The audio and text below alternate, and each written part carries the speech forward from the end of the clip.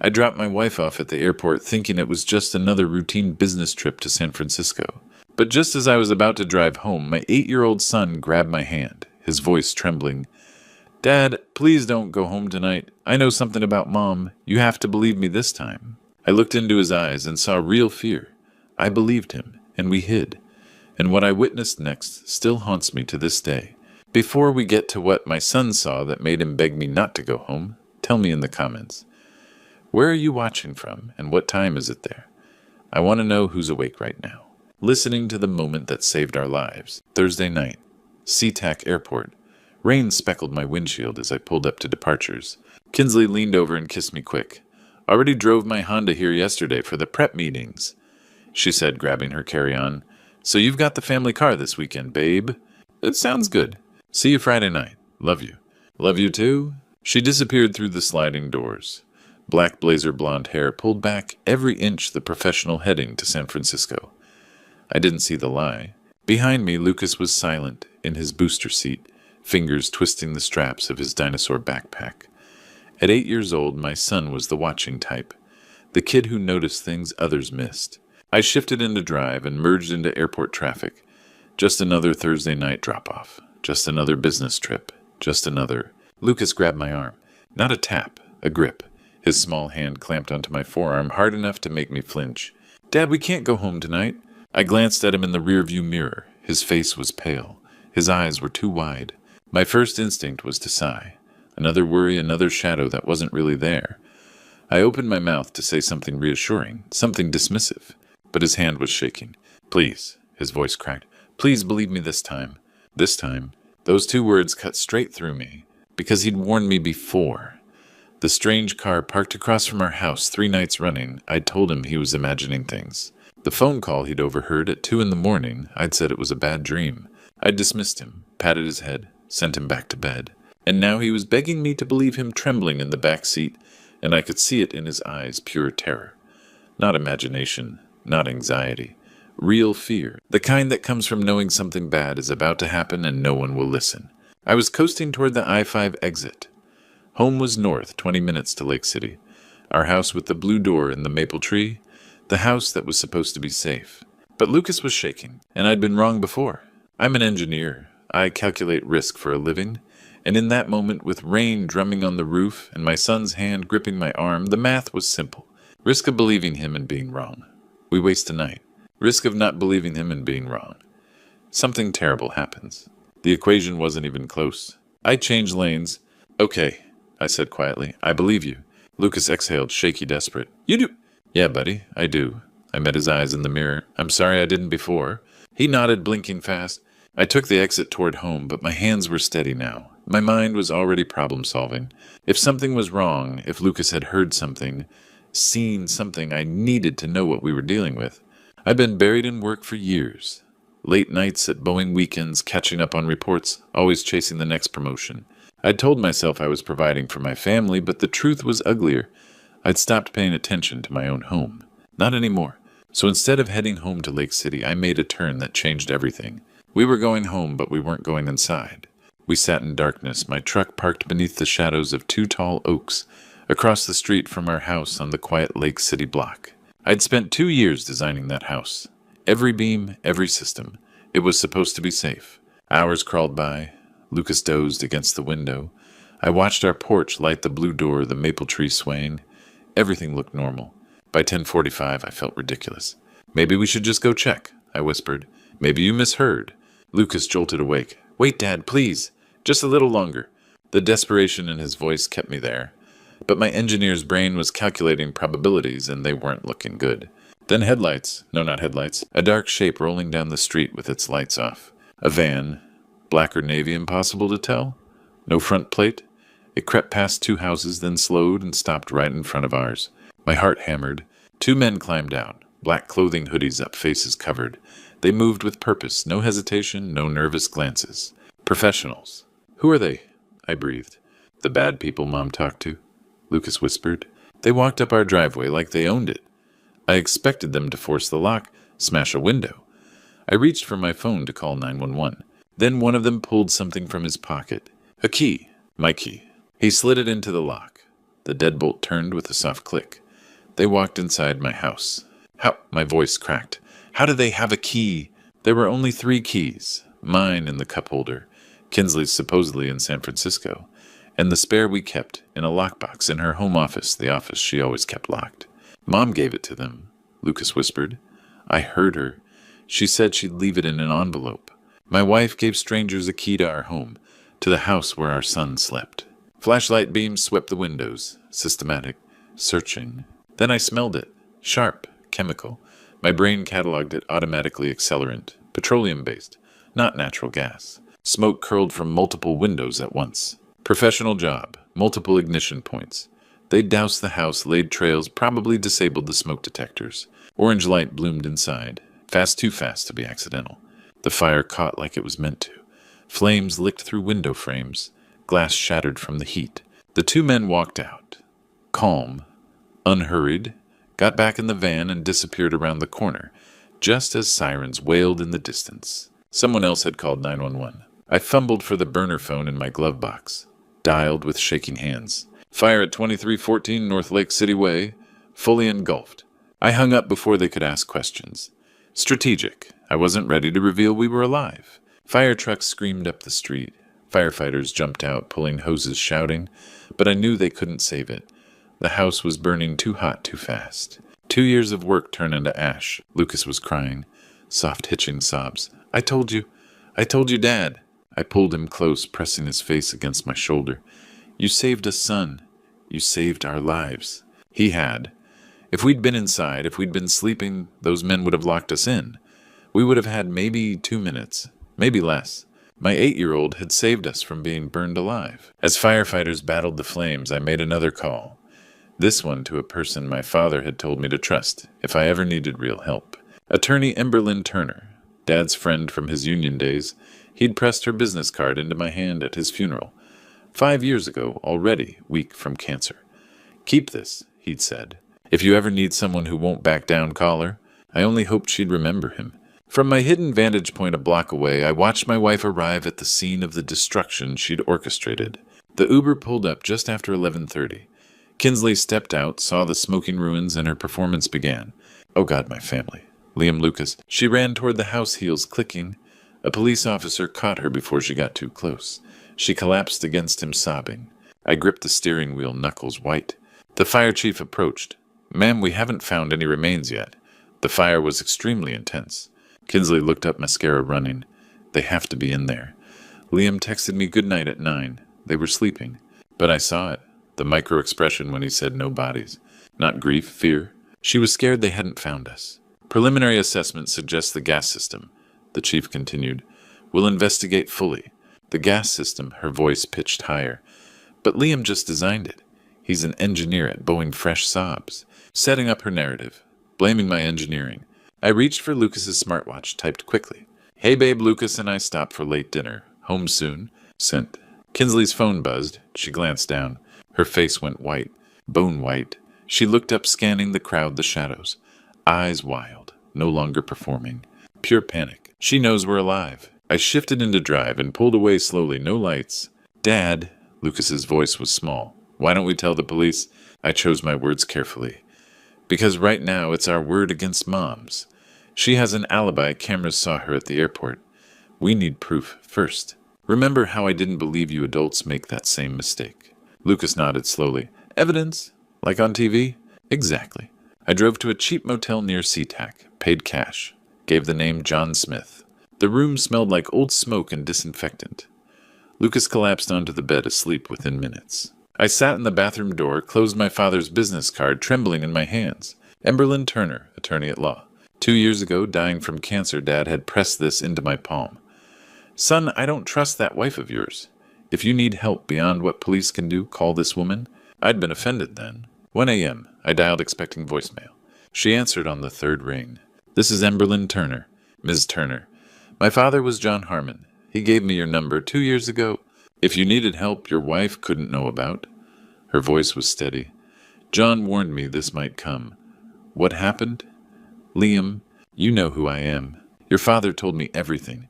He never trusted Kinsley. Asked me to watch over you. Talk, quickly. I explained. Fire. Arsonist. Lucas's warning, the key. Hiding. Watching Kinsley perform. Don't go to police yet, Emberlyn said. They'll need hard evidence, not just testimony. Meet me at my office tomorrow, 9 a.m. I don't have evidence. Not yet. Her voice carried certainty. But I know exactly where to start your wife's car at the airport.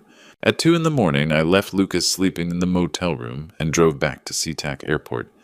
Not as a husband dropping off his wife, but as a man hunting evidence of murder. The parking garage was nearly empty. Level 3, Section B. I found the silver Honda CR-V quickly. I sat for a moment. What if there's nothing? But Lucas's voice, I heard her dad. I got out. The spare key was on my work keychain emergency backup she'd never known I kept. I unlocked the driver's door and slid inside.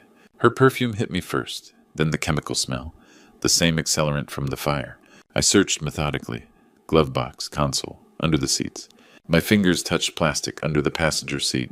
A burner phone. I powered it on. 15% battery. One saved contact, C. I opened the messages. 5 days ago, Kinsley. I can't keep living this lie. I want to be with you, Chad. C. Then do it. Insurance money. Fresh start. 4 days ago, Kinsley. I'm scared. What if something goes wrong? See, babe, I found the guys. Professionals. It'll look like his gas system malfunctioned. His design. No one suspects an engineer's mistake. 3 days ago, Kinsley, I got the $50,000. Cash. See, good girl. Leave the key under the back doormat. They'll handle everything Thursday night. I kept scrolling. 3 days ago later. Kinsley. What about Lucas? See collateral damage, babe. You want a new life or not? Can't have a kid without a father. Kinsley. You're right. No loose ends. The phone slipped from my hands. Collateral damage. She called our son collateral damage. I opened the door and dry heaved onto the concrete. 2 days ago, see Thursday, 11 p.m. You'll be at airport, perfect alibi. I'll be at gym cameras everywhere. Untouchable. Thursday morning, Kinsley. I love you.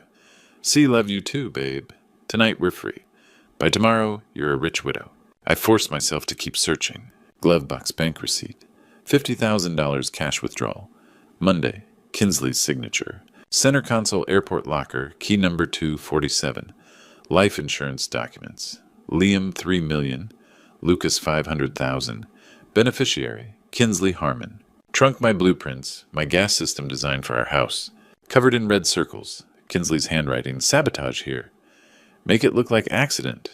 Blame design flaw. She'd studied my work for months, learned my engineering to weaponize it, turned my safety design into a murder weapon. I photographed everything, every text, every document, the blueprints, sent copies to secure email, then took the physical evidence, phone, receipt, blueprints, insurance papers. I sat in my truck shaking. I'd designed that system to keep us safe. She turned it into a weapon to kill us. I let myself cry for 5 minutes, then stopped. Engineer mode. I had evidence. Now I needed a plan.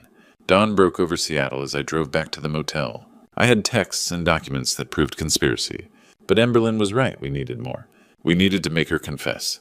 By the time Lucas woke up Friday morning, I'd already met with Emberlyn Turner and formed a plan that would either prove my wife's guilt or destroy what was left of my life.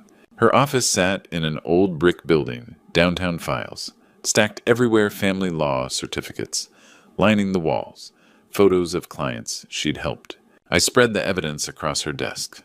Phone photos, the burner phone blueprints, with Kinsley's handwritten notes. She studied everything in silence. When she reached the collateral damage text, she let out a low whistle.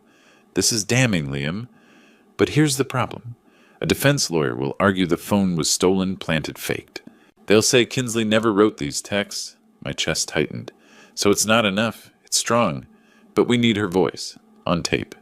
Confessing. How she thinks I'm dead. Emberlyn smiled grimly. That's exactly why it'll work. You're going to rise from the dead. An hour later, Detective Tom Wilson walked in. African-American, 50s, salt and pepper hair. He reviewed the evidence with the expression of a man who'd seen too much, but refused to look away. 28 years on the force, he said quietly. I've seen bad things. But hiring someone to burn your own kid? He shook his head. Will you help us? I asked. Or is this, I know male victims aren't usually stop. His voice was firm. I don't care about gender. I care about truth. His eyes met mine. And I have a son too. Your wife tried to kill a child. That's evil. Something loosened in my chest. Someone believed me, someone with a badge. "We need a confession," Wilson said. "These texts are strong, but a good lawyer could dispute them. We need her voice admitting she hired those men. How we wire you. Public place. My team undercover. You make her talk." Emberlyn leaned forward. Saturday morning, 10 a.m. Coffee shop on Capitol Hill. Public crowded cameras everywhere. Wilson nodded. "I'll have cops posing as customers. Barista. A couple at the corner table. I'll be in a van outside with the audio feed." "But she thinks I'm dead?" I said. "Why would she show up? Because we're going to make her think the bodies were found?" Emberlyn answered. She typed quickly and showed me. "Mrs. Harmon. This is fire investigator Armstrong. We found remains in the rubble. Need to discuss identification and insurance claim procedures. Can you meet me tomorrow, 10 a.m.? My stomach twisted. "You think she'll come? She'll be desperate to know if you're really dead?" Emberlyn hit send. We waited 2 heavy minutes. Then her phone buzzed. "Yes, where I need to know about my family." Marigold Coffee, Capitol Hill. 10 a.m. Another buzz, "I'll be there." Wilson stood. She took the bait. That afternoon he taught me how to wear a body mic under my shirt. Make her talk about the fire. Ask what happened. Mention the key. Bring up Lucas, then Chad. Defensive people confess. I practiced hands, shaking. Lucas watched from the motel bed. "Will you be safe, Dad? I promise," I said. That night, with Lucas sleeping beside me, I lay awake. Tomorrow I would face the woman I'd loved for 15 years, the woman who tried to kill our son. I had one chance to make her confess, one chance for justice, one chance to keep my promise. Saturday morning came with that crisp Seattle air that made everything feel possible. But as I walked into the coffee shop on Capitol Hill with a wire under my Boeing jacket, all I felt was the weight of what I was about to do. I arrived at 9:45. The cafe was crowded. Saturday regulars, espresso machines humming. "Check, 1, 2. Audio good." Detective Wilson's voice through my hidden earpiece. "Got you?" I whispered. Undercover cops in position, barista, behind the counter guy with laptop, couple by the window. All Wilson's people. "Let her talk," Wilson said. "Open questions. Make her explain." I ordered coffee, hands shaking. Sat at the window table Wilson specified. 9:58. "Breathe, Liam," Wilson said. "You got this." At 10:02 the door opened. Kinsley walked in, black dress, minimal makeup, hair pulled back. The grieving widow. She scanned the cafe, searching for fire investigator Armstrong. Then her eyes found me. I watched it happen. Recognition, confusion, shock that drained the blood from her face. She froze. Someone bumped her from behind. She didn't move. "Liam," barely a whisper. "Hi, Kinsley. Surprised to see me." She walked toward me like a zombie, sank into the chair, reached for my hands, trembling. I pulled back. Her voice cracked. "The fire. They said no bodies. No bodies because we weren't there." "You weren't home? Where were you?" Lucas warned me. Our 8-year-old son saved our lives. Her eyes went wide. "Lucas, he heard you on the phone. Thursday morning, planning something. I don't know what you're talking about." "We saw them, 2 men. They had a key to our house." I leaned forward. "Our key? Maybe burglars.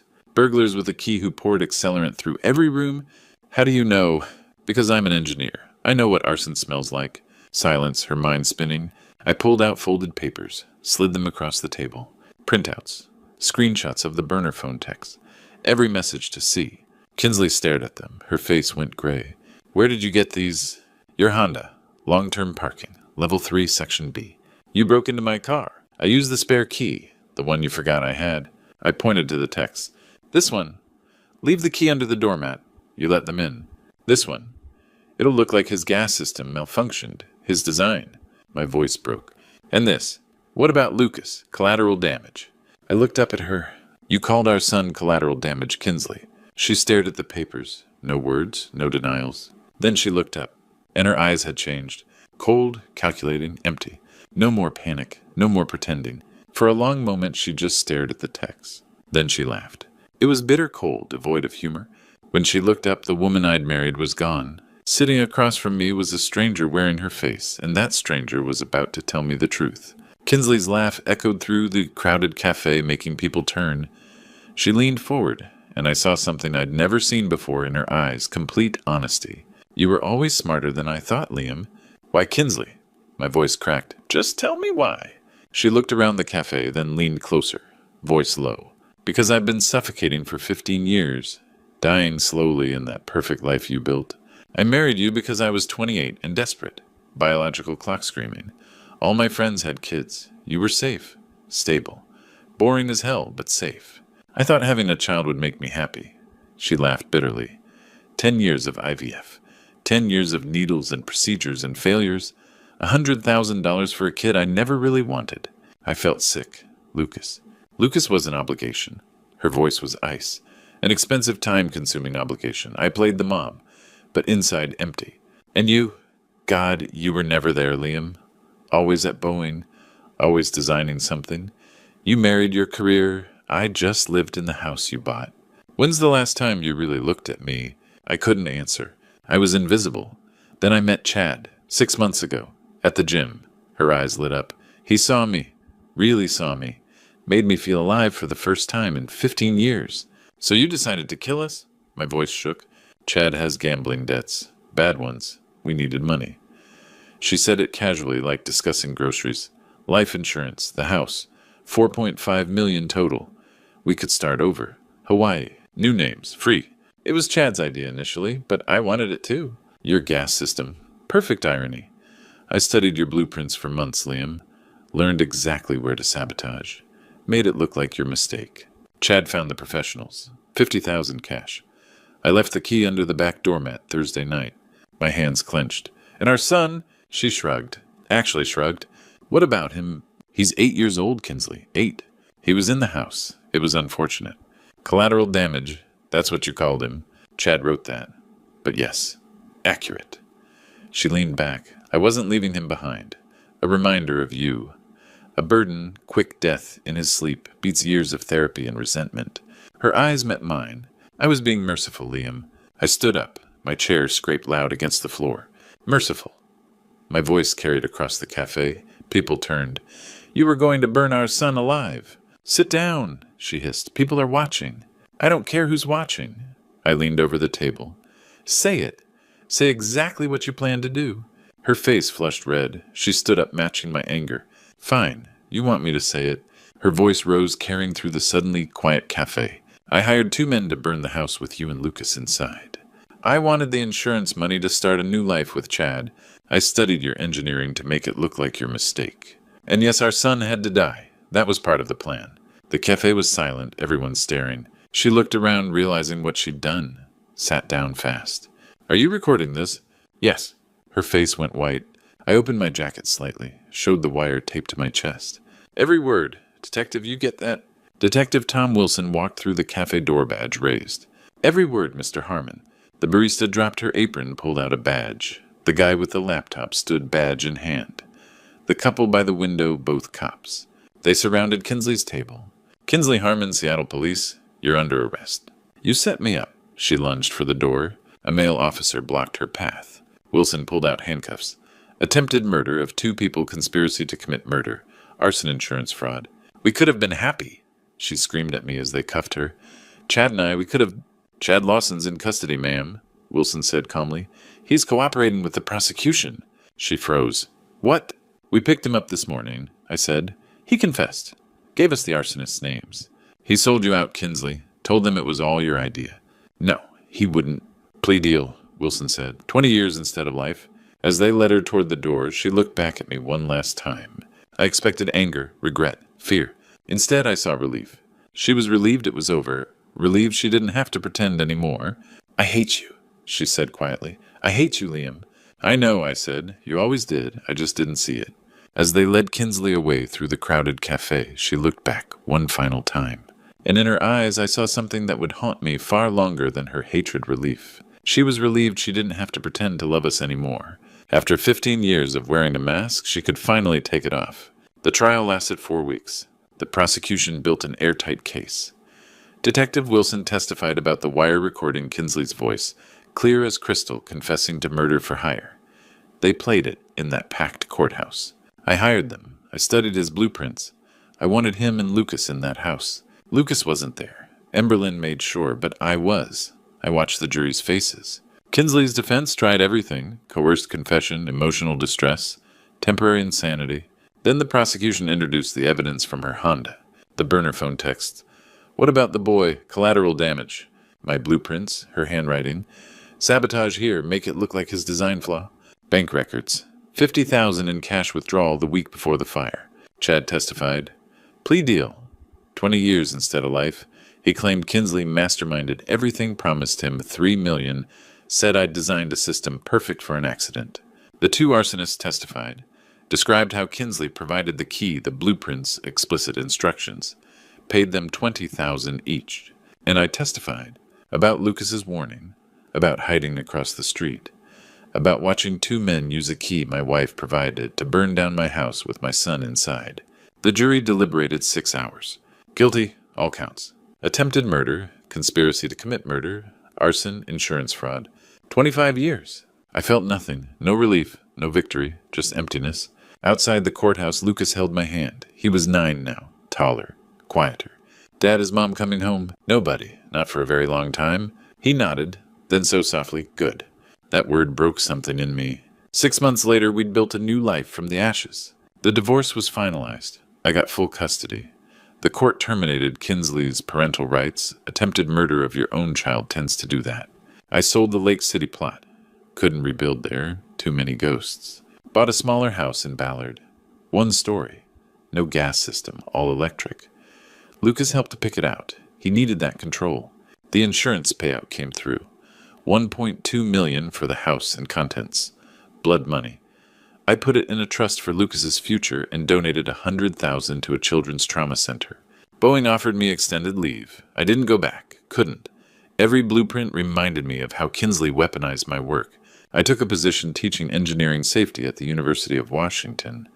How systems fail and why engineers must anticipate malicious use. My students think I'm intense. They don't know why. Lucas started 4th grade. His teachers know what happened. Simplified version. They watch for signs. The nightmares come less often now. Used to be every night. Lucas would wake up screaming, smelling smoke that wasn't there. We do therapy. Twice a week for him, once for me. Dr. Beatrice Wells specializes in childhood trauma. She says Lucas shows classic PTSD symptoms. Hypervigilance, trust issues, fear of abandonment. He saved your life, she told me once. But he also lost his childhood the moment he realized his mother wanted him dead. My own therapist focuses on survivors' guilt and trust. I haven't dated. Can't imagine it. How do you trust again after the person who promised to love you hired people to kill your child? Lucas asks sometimes, Dad, why did Mom want us to die? I don't have good answers. Dr. Wells says he needs honest truth, age appropriate. Sometimes people get lost inside themselves. They make terrible choices. It wasn't your fault. Or mine. It was hers. He always nods, but I see it in his eyes. The same question I ask myself. How do you reconcile that the person who gave birth to you calculated your death as acceptable collateral damage? We're healing, slowly. But we're different now. Lucas doesn't trust easily, neither do I. The fire took our house. Kinsley's betrayal took something deeper. Our innocence. The belief that people we love won't hurt us. 3 years and 2 months after the night I chose to believe my son at SeaTac Airport, I sat on our Greenwood porch watching Lucas. Now 11 play basketball with his best friend Connor. The sound of his laughter was everything. I sipped coffee from the mug Lucas gave me last Christmas. World's best dad in crooked letters. I kept it on my university desk. My students thought it was sweet. They didn't know it was a medal. Lucas jogged over breathless. Dad, can I get water? I handed him the bottle. He collapsed beside me. Connor's dad is taking us to the Mariners game next Saturday. Can I go? Of course. Text me when you arrive and leave. He rolled his eyes. Dad, I'm 11, not 8 anymore. And I'm your father who almost lost you. Humor me. Quick side hug. Yeah. The nightmares came once a month now. Therapy monthly. He still checked locks at night. Probably always would, but it wasn't panic anymore. Just routine. He had friends. Played basketball. Wanted to be a civil engineer. Building bridges, Dad. Things that connect people, not houses that... He stopped. Didn't finish. I understood. I taught at the University of Washington 3 years now. Engineering safety. Teaching fail-safes. Preventing catastrophic failures. My tragedy became my mission. But I couldn't design anymore. Tried once. Panic attacks staring at blueprints. Every line I saw her notes. Her sabotage. That loss still hurt. But I'd accepted it. Teacher now, not builder. That's okay. Connor left. Lucas returned and sat beside me. Dad, can I ask something? Always. Do you ever think about Mom? Every day. Surprise in his eyes. Really? Yeah, not the way I used to, but yeah. Do you hate her? Pause. No. I hate what she did. But hate costs energy I'd rather spend on you teaching living. His voice quieted. I got a letter. From Mom. Prison. Last week. My heart stopped. Want to open it? Part of me wants to understand why. Part doesn't care anymore. Whatever you decide, I support you. But Lucas, you don't owe her forgiveness. You don't owe her anything. Did you forgive her? Long breath. No. But I let her go. There's a difference. Forgiveness means saying what she did is okay now. I'll never say that. Letting go means I won't carry the weight of her choices anymore. That I can do. Processing. So letting go is for me, not her. Exactly. You're smart, son. Lucas went inside. I sat alone. What haunts me isn't the fire, not the 2 men in black, not the trial or confession.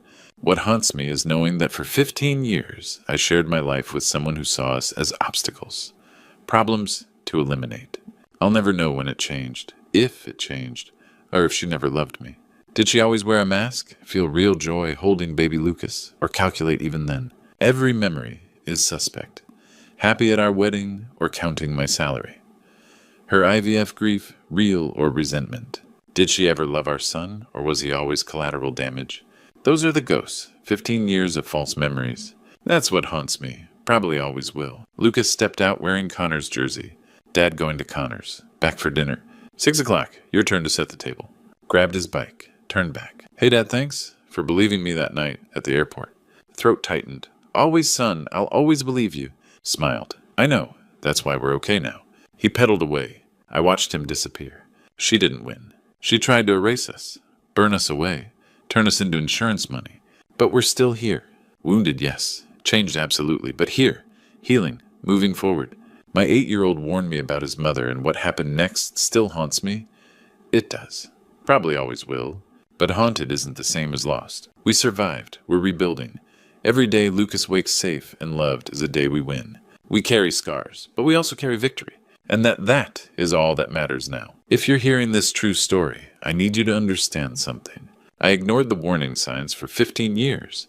The emotional distance, the cold calculations, the way Kinsley never truly bonded with Lucas. I told myself it was normal. That marriage was hard. That love changes over time.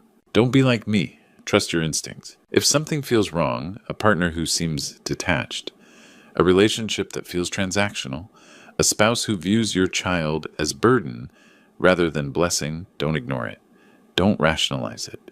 Don't wait until someone hires arsonists. The lesson I learned, the one I teach my engineering students now, is this: systems fail when we ignore small cracks. Relationships are no different. That tiny doubt, that uncomfortable feeling, that moment when you wonder if you really know the person beside you, pay attention to it. I'm grateful to God that Lucas had the courage to warn me. That 8-year-old boy saved both our lives because he trusted himself when I'd stopped trusting my own judgment. This true story isn't meant to scare you. It's meant to wake you up. Check the locks. Listen to your children. Trust your gut. And never ever assume that because someone shares your bed, they share your values. This is one of those grandpa stories I'll tell Lucas's children someday, not to traumatize them, but to teach them vigilance.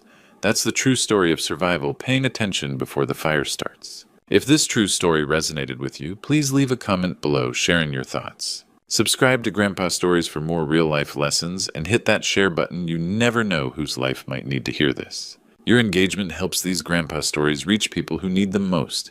Stay safe out there, friends. I was driving to my son's Christmas Eve party when the semi-truck hit me from behind on Interstate 94. The impact was so violent that my ribs cracked, my lung collapsed, and I was bleeding internally. When the doctor called Curtis to authorize emergency surgery, his response was ice cold. If he doesn't make it, let me know. Otherwise, I'll deal with it after Christmas. That's when I realized that the only son I'd spent my entire life loving didn't care whether I lived or died. I thought I was worthless, that nobody needed me. But when I woke up, the nurse told me, "Someone has already signed as your medical representative." When I asked to meet this person, I was stunned, because it was. I'm curious, where are you watching from? And if you were in that hospital bed, what would you do? Share your thoughts below. because the person who walked into my room that day changed my life completely. But let me take you back to the beginning of that night. It was Christmas Eve, and the sky over Jackson, Michigan had already turned that deep winter blue. I was behind the wheel hands, gripping tight. On the passenger seat sat gingerbread cookies I'd baked that morning and a honey-glazed ham I'd spent 3 hours preparing. Nothing fancy, but made with care. I'd been making this drive with a knot in my stomach for years. The signs had been there, phone calls that went unanswered, invitations that came late, visits that felt like obligations. But I kept hoping this year would be different. Traffic on I-94 was heavy with holiday travelers. I noticed the semi-truck in my rearview mirror, moving faster than everything else, weaving between lanes. I moved right to let it pass. The truck moved right too. Then everything happened at once. The car ahead hit its brakes. I stopped safely, but the truck behind me didn't. The impact was like being hit by a wall. Metal shrieked. Glass exploded. The airbag deployed. My body jerked forward and I felt something crack deep in my chest. The car spun, became a blur of lights and road and sky. Then a second impact from the side and my head struck the window. When the car stopped, I was facing the wrong direction. Steam poured from the hood. I tried to move but couldn't. Pressure crushed my chest. Pain radiated everywhere. I heard voices. Someone trying to open my jammed door. The sound of metal being cut. Hands reaching in. Questions I couldn't quite answer. "What's your name, Clayton? Who can we call Curtis?" "My son." The ambulance ride was sirens and speed and unrelenting pain. A paramedic kept me conscious. "You're doing great, Clayton. Stay with me." The hospital was chaos. Bright lights, voices calling out numbers I didn't understand. A doctor appeared above me. "Clayton, you've been in a serious accident. We need to see what's going on inside." After the CT scan, his face was grim. "We need surgery now. Internal bleeding, fractured ribs, partially collapsed lung. This is critical." The anesthesia pulled me under before I could think about Curtis, about whether he'd been called, about whether he'd come.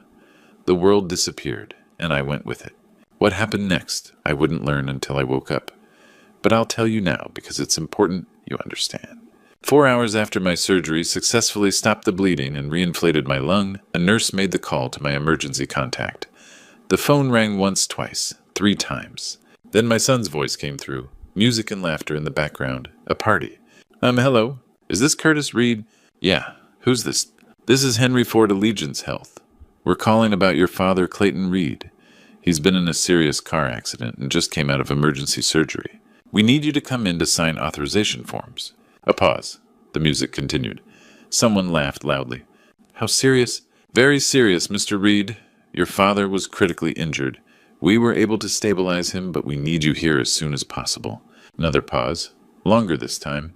Then Curtis said in a tone so flat it made the nurse's hand tighten on the phone, "If he doesn't make it, let me know. Otherwise, I'll deal with it after Christmas." The line went dead.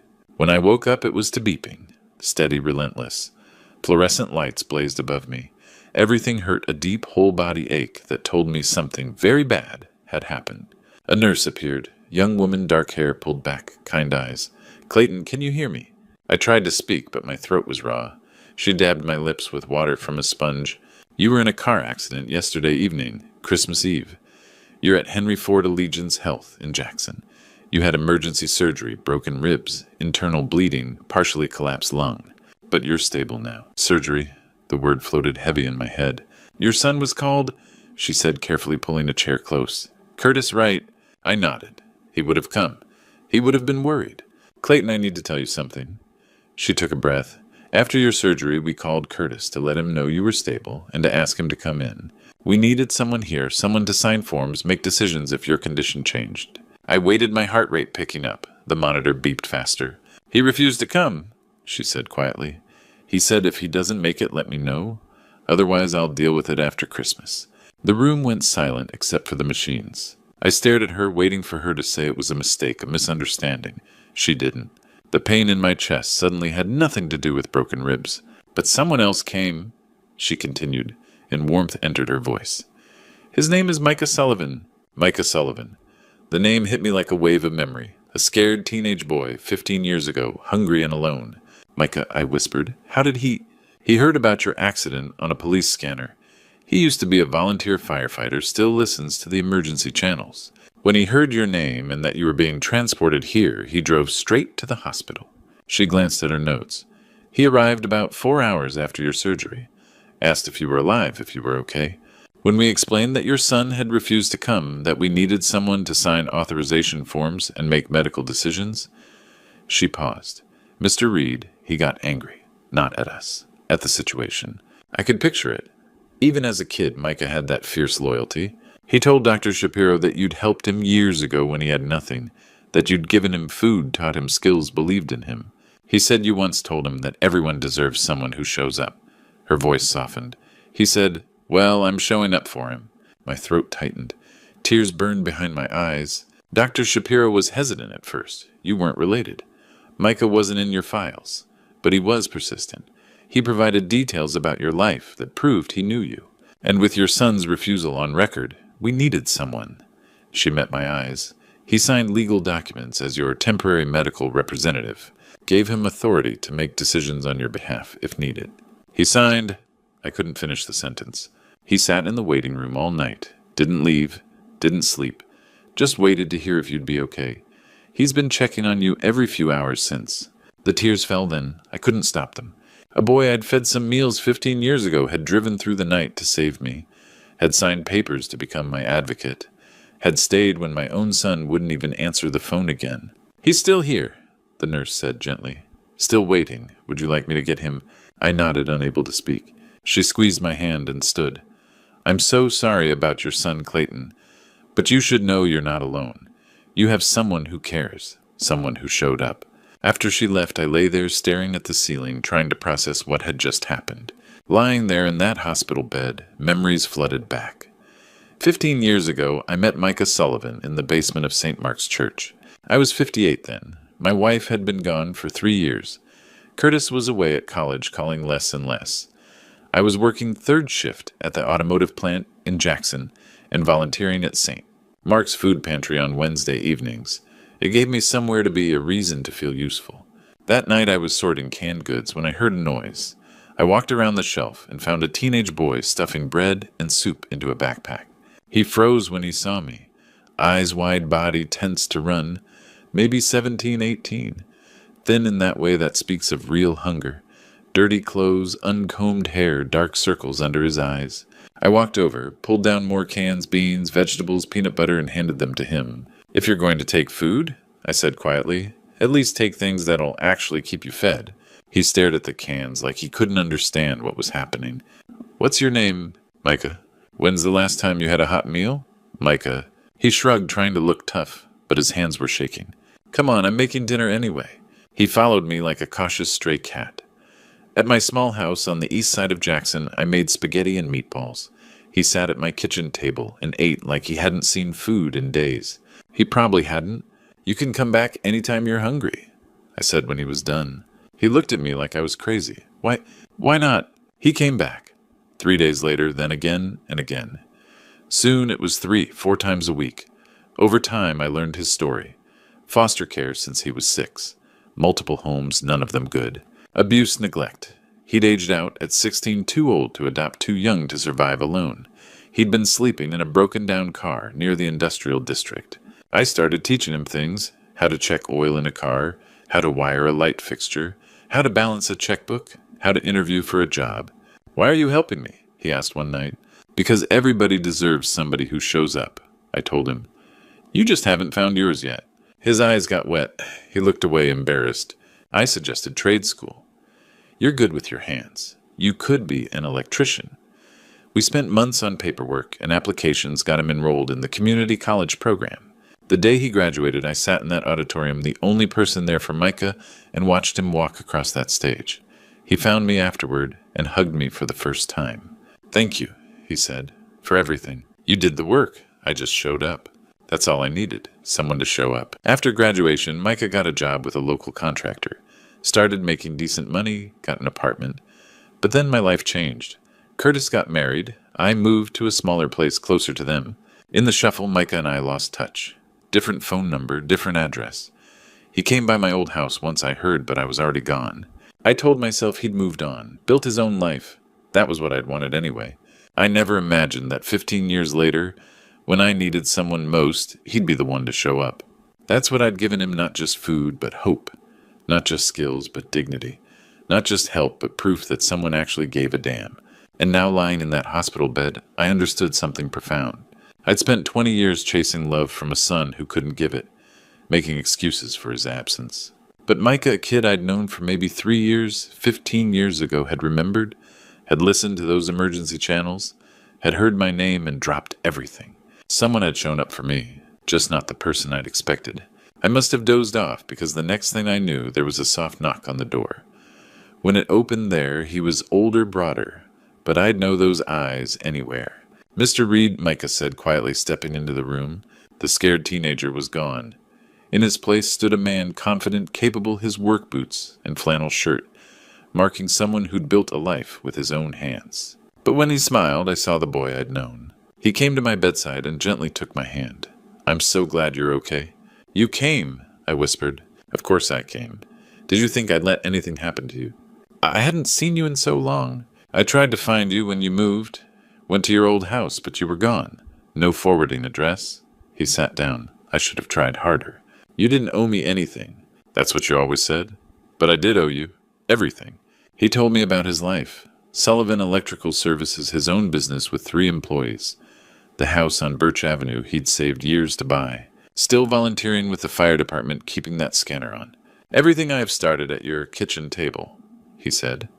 "When I heard your name on that scanner last night, I've never driven so fast. I was terrified I'd be too late. My son," the words hurt too much. "I know," Micah said quietly. "The nurse told me." His jaw tightened. "I'm here now. That's what matters." A sharp knock interrupted us. Whitney walked in before I could respond, carrying a gift bag and wearing a forced smile. She stopped when she saw Micah. "I'm Micah Sullivan," he said, standing. "A friend of Mr. Reed's."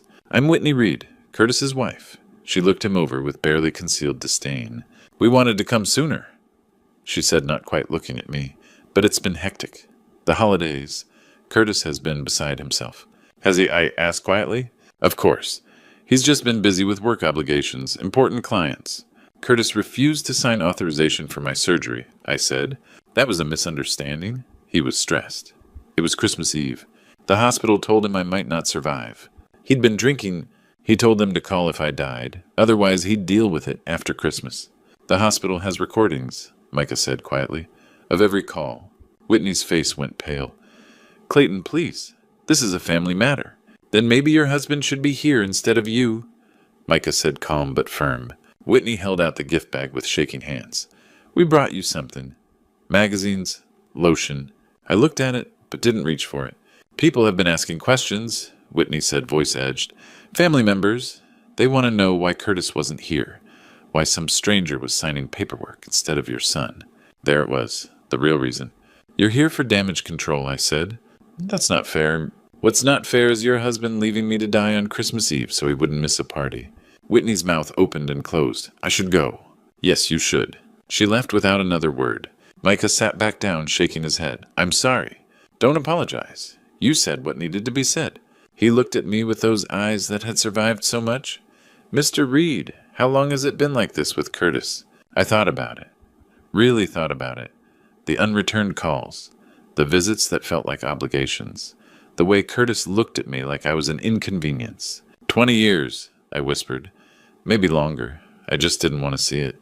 That was the moment I started to see the truth I'd been avoiding for 20 years. My son didn't love me. Maybe he never had. And I'd wasted 2 decades pretending otherwise. A week later, I was finally strong enough for discharge. The next morning, a social worker came to discuss my options.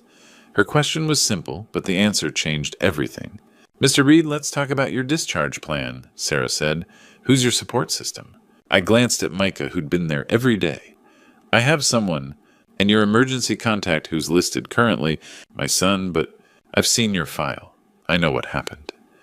Sarah's voice was gentle. "You can change your emergency contact. Have you thought about it?" I looked at Micah. He sat quietly, not pushing, just present. "I want to change it. I want Micah to be my emergency contact and medical power of attorney." Micah's eyes widened. "Mr. Reed, are you sure?"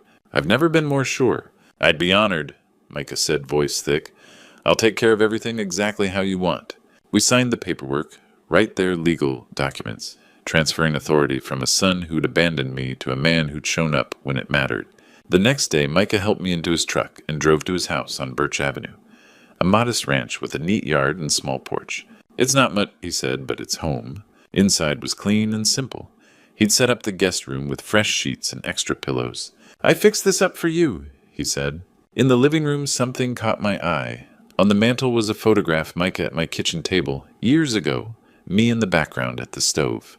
You kept this? My voice broke. I've always kept it. That kitchen was the first place I felt safe. You made me feel like I mattered. He paused. Family isn't always blood, Clayton. Sometimes it's the people who show up. You can call me Clayton now, I said. We're past formalities. He smiled. Clayton it is. We settled into an easy routine. Micah would make breakfast, help with medications, then head to work. He'd check in at lunch, come home early for dinner. Evenings we'd sit together, sometimes talking, sometimes just being. On the third day, the phone rang. Clayton, it's Lorraine Fuller, Curtis's aunt. I hadn't heard from her in months. I heard what happened, she said, anger in her voice. What my nephew did, I'm ashamed. It's not your fault. I'm having a family gathering this weekend. I want you there. My stomach dropped. I don't think that's a good idea. Curtis will be there. The family needs to hear the truth. All of it. Lorraine, you've spent years protecting him. Maybe it's time people knew who he really is. Her voice softened. And I want to meet Micah Sullivan, the man who actually showed up. I looked at Micah, who nodded encouragingly. All right, I'll be there. Good. Saturday at 2. And Clayton, bring documentation. Bring proof, because Curtis will lie. After I hung up, Micah sat across from me. You okay with this? I think so. It's time everyone knew the truth. Want me to come? I need you to come. I can't do this alone. You're not alone. Not anymore. The gathering was in 3 days. Curtis would be there. The whole family would hear what he'd said, what he'd done. Part of me dreaded it, but another part knew it was necessary. For 20 years I'd protected Curtis from consequences. I'd made excuses for his cruelty, his absence. But that ended now. It was time for the truth, and I was finally ready to tell it. On the day of the gathering, Micah helped me into his truck. You ready for this? I nodded. It's time. Lorraine's house was already full. Cars lined the street. When we walked in, every conversation stopped. Lorraine came forward immediately. Clayton, I'm so glad you came. She turned to Micah. And you must be Micah Sullivan, the man who saved Clayton's life. She led us to the living room where Mildred sat, Curtis's grandmother, 90 years old and sharp as ever. The matriarch. Clayton, come sit by me, she called. It was a position of honor. I sat beside her, Micah standing nearby. Across the room, Curtis and Whitney looked uncomfortable. Curtis wouldn't meet my eyes. Small talk filled the room, but the tension was thick. Finally, a cousin spoke. Clayton, we heard about the accident. Curtis said it was a misunderstanding. Curtis, Mildred interrupted sharply. Stop lying! The room went silent. Mildred turned to me. Tell us what really happened. I took a breath. Christmas Eve. A semi-truck hit me on Interstate 94. 3 broken ribs, collapsed lung internal bleeding. I needed emergency surgery. Curtis shifted. And you got it. So what's the problem? The problem is what you said when the hospital called you. Curtis went pale. I was drinking. I wasn't thinking. What did he say? Lorraine asked. I pulled out the hospital transcript. My hand trembled as I unfolded it. The hospital gave me a record of the calls. Curtis stood. This is ridiculous. Sit down, Mildred commanded. Curtis sat. Micah's hand rested on my shoulder as I read. Hospital.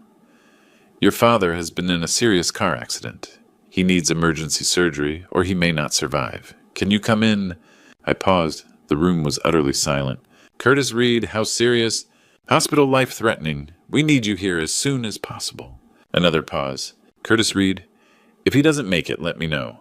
Otherwise, I'll deal with it after Christmas. Several people gasped. Whitney's face went white. Curtis, tell me he's wrong, someone said. It's out of context. I was stressed. I had clients. You were sober enough to host a party, I said. Mildred's voice was ice.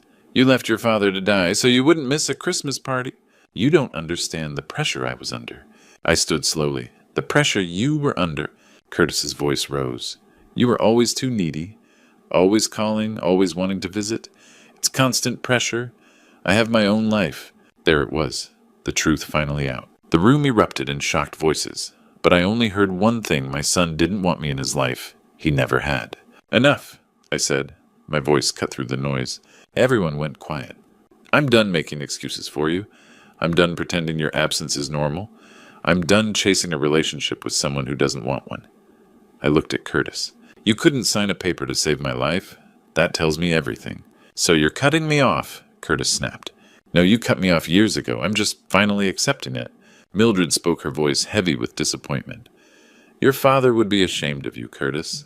Curtis looked around the room at family members staring with shock and disgust at his grandmother's cold gaze. Fine, if that's how you want it. He grabbed Whitney's arm and left. The room stayed silent after they were gone. Then Lorraine came to me, took my hand.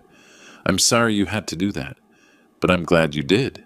Others came forward apologizing for not seeing it sooner, thanking me for the truth welcoming Micah. But I barely heard them. I was exhausted, drained. But also for the first time in 20 years, I felt light. Let's go home, Micah said softly. Home, his house, where someone actually wanted me. I walked out with Micah beside me, and I didn't look back. The day after the confrontation, I asked Micah to drive me back to my apartment. Letting go of Curtis meant reclaiming my own life once more. The apartment felt different when I walked in, smaller, quieter, emptier. Not because anything had changed physically, but because I was seeing it through new eyes. I sat down at the kitchen table and looked around. This was where I'd raised Curtis after his mother died. This was where I'd cooked countless meals, helped with homework, waited up when he stayed out late. This was where I'd convinced myself that the distance between us was normal, that all adult children drifted away from their parents. But it wasn't normal, and deep down I'd always known it. I thought about the last 5 Christmases, how Curtis always had an excuse not to come. The last 3 birthdays phone calls that lasted less than 5 minutes. The years of one-sided conversations where I did all the reaching out, all the trying. I'd told myself he was busy, stressed, that he'd come around eventually. But standing in that hospital room on Christmas Eve, barely able to breathe, I'd finally seen the truth. Curtis didn't care if I lived or died, and he'd said it out loud. That afternoon, I called an attorney. When I met with him 2 days later, I was clear about what I wanted. My life insurance policy is worth $400,000, I said. I want 80%, $320,000 to go to Micah Sullivan as the primary beneficiary. The remaining 20%, $80,000 should go to local charities, the food pantry at St. Mark's Church, the volunteer fire department, and the homeless shelter on Oak Street. The lawyer took notes, and I want Micah Sullivan designated as my legal medical representative. He should be the one making decisions if I can. What about your son? The lawyer asked carefully. Curtis Reed is to receive my father's watch, my wedding ring, a few family photos, and a letter I'll write explaining my decision. Nothing else. The lawyer nodded slowly. And the house, your other assets. Everything goes to Micah. When I told Micah that evening, he looked stunned. Clayton, you don't have to do this. Yes, I do, I said firmly. You showed up when it mattered. You've been more of a son to me in 2 weeks than Curtis has been in 20 years. You are my family now, the family I chose. Micah's eyes filled with tears. He gripped my hand tightly and didn't let go. 3 days until New Year's Eve. Time for a fresh start. New Year's Eve at Micah's house on Birch Avenue felt like the first real celebration I'd had in years. It was a small gathering, nothing fancy but genuine. The living room was decorated simply a string of white lights, a small table with sparks and party hats, and the faint smell of roasted chicken coming from the kitchen. Arthur and Phyllis arrived first, Micah's fellow electricians, carrying a bottle of wine and a platter of appetizers. Clifford, the elderly neighbor from next door, showed up with a homemade pie and a warm smile. We sat around the table together, chicken, mashed potatoes, green beans, and stories that made everyone laugh. Arthur told a joke about a botched electrical job. Phyllis shared a story about her grandchildren. Clifford talked about his late wife and how much he missed her during the holidays. Then Clifford looked at me and said something I'll never forget. Family isn't about blood, Clayton. It's about who shows up when it matters. I felt a lump in my throat. For the first time in years, I felt like I belonged. As midnight approached, we gathered around the television to count down. The energy in the room was warm, hopeful, everything I hadn't felt in decades. Then my phone rang. It was sitting on the coffee table, screen up. The name flashed across it, Curtis. The room went silent. Micah looked at me. You don't have to answer. I stared at the phone. I looked at the people around me, this new family I'd chosen. I looked at Micah, who'd stayed by my side when my own son couldn't be bothered. I let it ring, and ring, until it went to voicemail. The countdown continued. 3, 2, 1. Happy New Year. Everyone raised their glasses. To new beginnings, Arthur said. To chosen family, Micah added. To the people who care enough to show up, I said quietly. We toasted, and I felt lighter than I had in years. After everyone settled down, I checked my voicemail. Curtis's voice came through casual, normal, completely unbothered. Hey, Dad, it's me. Happy New Year. I figured maybe we could talk sometime. Give me a call. No apology. No acknowledgement of what he'd done. Nothing. I sat there for a moment staring at my phone. Micah came over. You okay? Yeah, I said, I am. I carefully typed out a text message. Curtis, when you're ready to have a real conversation about what happened, a real apology, I'm willing to listen. Until then, I need space to heal. I hit send. Curtis replied within minutes. Seriously, you're going to cut me off over one mistake. That's harsh. I stared at the message. One mistake. He still didn't get it. I turned off my phone. Micah sat down beside me. What did he say? That I'm being harsh, I said. That it was just one mistake. Micah shook his head. He doesn't understand. No, I said. He doesn't. But that's his choice. And I've made mine. I looked around the room at Arthur and Phyllis laughing together, at Clifford pouring himself another cup of coffee, at Micah sitting beside me like the son I'd always hoped for. This is my family now, I said. The people who chose me. I put my phone down and returned to my real family, the ones who had chosen me. So here's what I want you to understand, whoever's listening to this story. Family isn't always blood.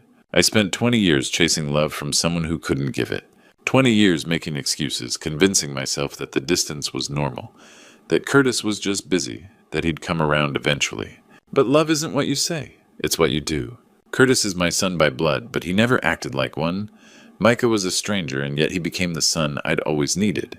Real family is the people who care enough to show up, not the people who share your DNA, not the people who are supposed to love you, the people who actually do. And caring isn't about words, it's about action. When I was lying in that hospital bed, barely alive, Curtis couldn't be bothered to leave his Christmas party. But Micah, a kid I'd helped 15 years ago, dropped everything and ran to my side. That's the difference.